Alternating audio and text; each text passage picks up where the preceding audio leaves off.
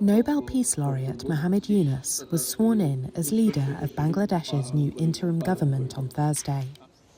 Yunus made an emotional return home to Bangladesh after weeks of student protests killed about 300 people and injured thousands, forcing Prime Minister Sheikh Hasina to resign and flee to neighbouring India.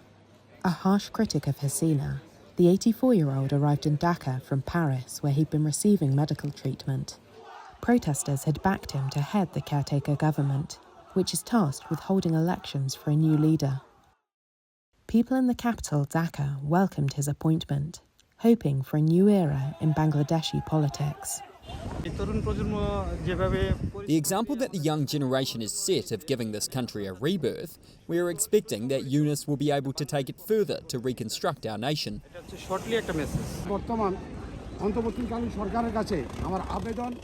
I earnestly request the new government to put an end to bad politics in the country so the poor working class can live in peace.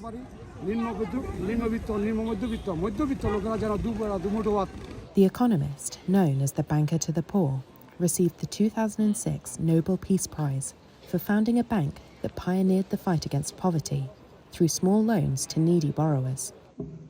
Yunus was sworn in as chief of a team of advisors at the official residence of President Muhammad Yunus. Two student leaders in their 20s who led the protests, Nahid Islam and Asif Mahmood, will also join the caretaker government, local media reported. Hasina's Awami League party does not figure in the interim government after she resigned on Monday. In a post on Facebook, her son said the party had not given up and was ready to hold talks with opponents and the interim government. Hasina's flight from the country came after she ruled for 20 of the last 30 years, after winning a fourth straight term in January. The student-led movement that ousted Hasina grew out of protests against quotas in government jobs that spiralled in July, provoking a violent crackdown, though the government denied excessive use of force.